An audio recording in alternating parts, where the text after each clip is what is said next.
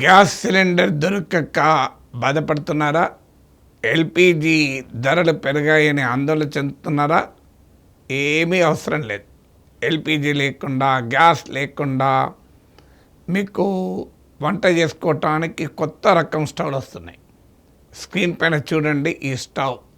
शुरुआत करें एक स्मार्ट किचन के साथ।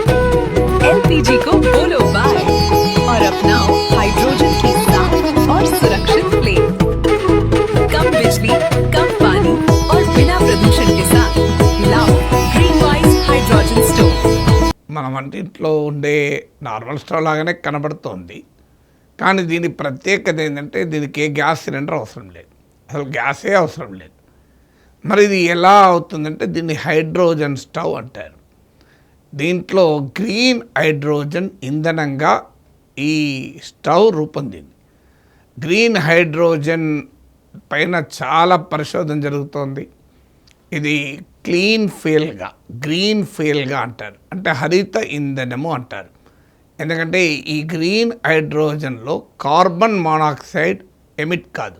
ఇప్పుడు మీరు బొగ్గు బాన్ చేసినా, కట్టెలు కాల్చినా, మీకు ఎల్పిజి సిలిండర్ అయినా ఏదైనా అనివార్యంగా కార్బన్ మోనాక్సైడ్ వస్తుంది, ఎంతో కొంత వస్తుంది. కట్టెల పొయ్యిలు ఎక్కువ రావచ్చు, బొగ్గు పొయ్యిలు ఎక్కువ రావచ్చు, గ్యాస్ స్టవ్లో కాస్త తక్కువ రావచ్చు, కానీ కార్బన్ మోనాక్సైడ్ అయితే తప్పదు.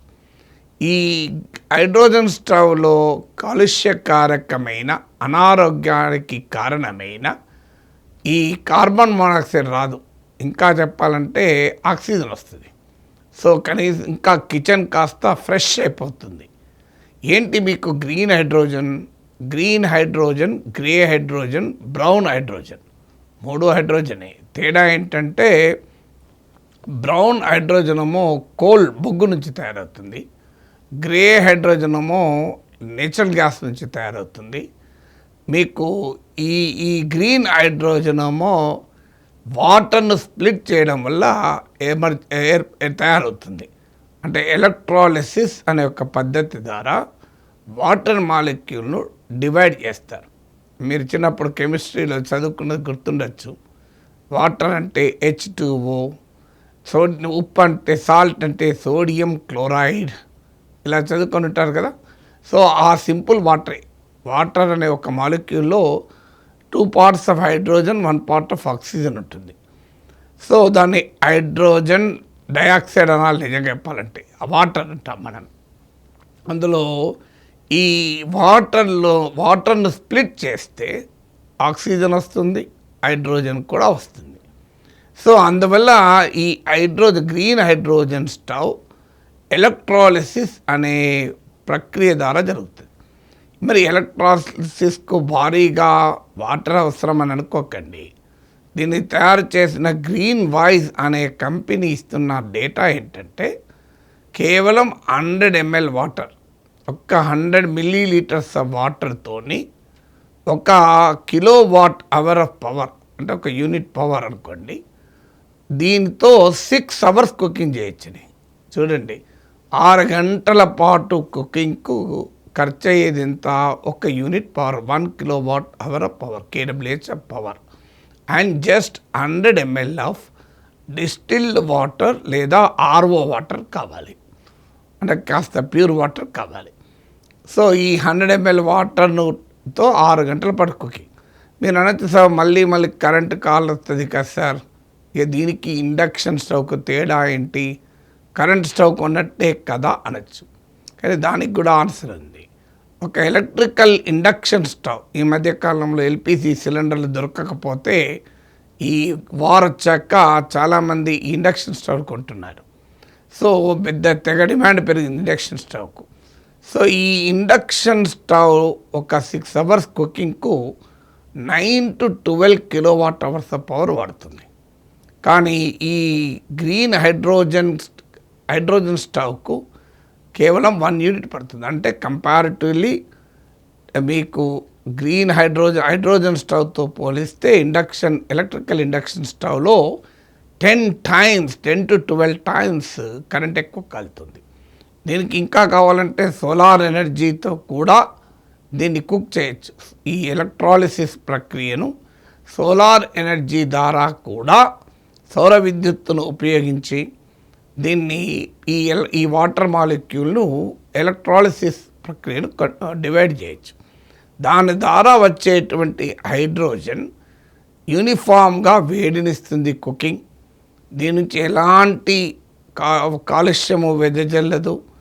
దీన్ని ఏ రకమైన ప్రమాదము రాకుండా, ఎందుకంటే హైడ్రోజన్ ఈజ్ ఒక రకంగా భద్రతా ప్రమాణాలు సరిగా లేకపోతే ప్రమాద కారణం కూడా అవుతుంది. సో హైలీ కంబస్టబుల్, అది తొందరగా మండుతుంది. అందుకొరకు స్టెయిన్లెస్ స్టీల్తో పకడ్బందీగా ఎలాంటి సేఫ్టీ కన్సర్న్స్ లేకుండా తయారు చేస్తున్నామంటున్నారు. ఇప్పుడు కిచెన్లలోనే కాదు, హోటల్స్లో, రెస్టారెంట్స్లో, కమ్యూనిటీ కిచెన్లో, ఇండస్ట్రియల్ కిచెన్లలో, రీసెర్చ్ సెంటర్స్లో దీని ప్రయోగాలకు కూడా జరుగుతున్నాయి. ఇది ఏంటంటే నీకు హైడ్రోజన్ కూడా స్టోర్ అయి ఉండదు, అదొక అడ్వాంటేజ్. అంటే మనకు ఎప్పటికప్పుడే హైడ్రోజన్ తయారు చేసుకుంటుంది అది.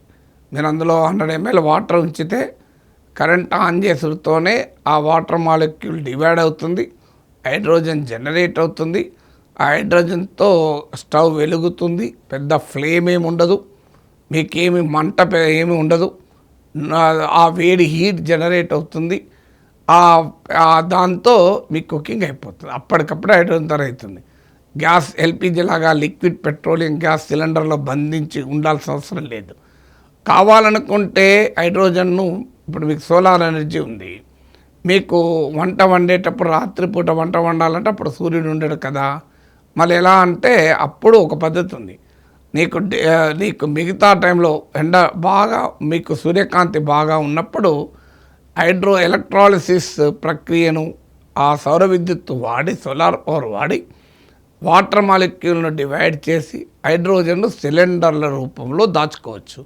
ఆ సిలిండర్ నుంచి వచ్చేటువంటి హైడ్రోజన్ను మనకు ఇతర పీక్ కుకింగ్ టైంలో వాడుకోవచ్చు. అంటే 2 ఫెసిలిటీస్, అంటే స్పాంటేనియస్గా రియల్ టైంలో హైడ్రోజన్ ప్రొడక్షన్ ద్వారా ఈ హైడ్రోజన్ స్టవ్ పనిచేస్తుంది. కాదనుకుంటే అది ముందుగా హైడ్రోజన్ తయారు చేసి ఉంచుకొని అవసరం సమయంలో వాడుకునే ఫెసిలిటీ కూడా ఉంటుంది. ఇది పెద్ద పెద్ద హోటల్స్కు, రెస్టారెంట్లకి చాలా కీలకం. ఎందుకంటే సోలార్ ఎనర్జీ ద్వారా వాళ్ళు నడిపినప్పుడు హైడ్రోజన్ స్టవ్ సన్ లేని టైంలో కూడా పనిచేసడానికి వీలు కలుగుతుంది. అయితే ఇప్పుడైతే ఇది ఇమీడియట్గా కిచెన్లలోకి రాకపోవచ్చు. ఇక రేపు పొద్దున ఎల్పిజి సిలిండర్ బుక్ చేయాల్సిన అవసరం లేదు, కనెక్షన్ క్యాన్సిల్ చేసుకోవాలా సార్ అనకండి. ఎందుకంటే as of now it is still costly. ఇప్పుడు సింగిల్ బర్నర్ అయితే మోర్ దెన్ 1 lakh రూపీస్ ఉంటుందని, డబుల్ బర్నర్ స్టవ్ అయితే 1,50,000 ఉంటుంది. 1,50,000 పెట్టి స్టవ్ కొనలేము కదా. సో అది గిట్టుబాటు కాదు ఇప్పుడు. తర్వాత ఇంకా సేఫ్టీ స్టాండర్డ్స్ వర్కౌట్ కావాలి, ఎందుకంటే భద్రత కూడా చాలా కీలకం. అయితే ఇప్పుడైతే హోటల్స్, రెస్టారెంట్స్ వాళ్ళకు 1,50,000 గ్యాస్ స్టవ్ అయినా, హైడ్రోజన్ స్టవ్ అయినా ఇబ్బంది ఉండదు. ఎందుకంటే అది కూడా ఇప్పుడు పెద్ద ఎత్తున ఎల్పిజి ధరలు పెరిగి కమర్షియల్ సిలిండర్లు దొరకడమే కష్టమైన టైంలో దిస్ బికమ్స్ అన్ ఆల్టర్నేటివ్. ఇమీడియట్గా కాకపోయినా కూడా ఫ్యూచర్ కుకింగ్ ఫ్యూయల్స్ మారిపోతున్న దానికి ఉదాహరణ. ఇప్పటికే గ్రీన్ హైడ్రోజన్తో వాహనాలను నడిచే ప్రక్రియ మొదలైంది. అందువల్ల green hydrogen is considered us an alternate eco friendly fuel. అంటే పర్యావరణ అనుకూలమైన, కాలుష్యరహిత ఇంధనంగా, గ్రీన్ ఫ్యూయల్గా ఈ హైడ్రోజన్ను ఇప్పటికే చూస్తున్నారు. ఎందుకంటే ఈ ప్రాసెస్లో వాటర్ వేపర్ తప్ప, అంటే నీటి ఆవిరి తప్ప ఇంకేది జనరేట్ కాదు. ఇంకా ఓన్లీ వాటర్ వేపర్ ఈ ప్రాసెస్లో జనరేట్ అవుతుంది. చూడండి ఎంత అద్భుతమైన ప్రక్రియ. సో సైన్స్ మన జీవితాలను ఎలా మారుస్తుందనటానికి ఇది ఉదాహరణ.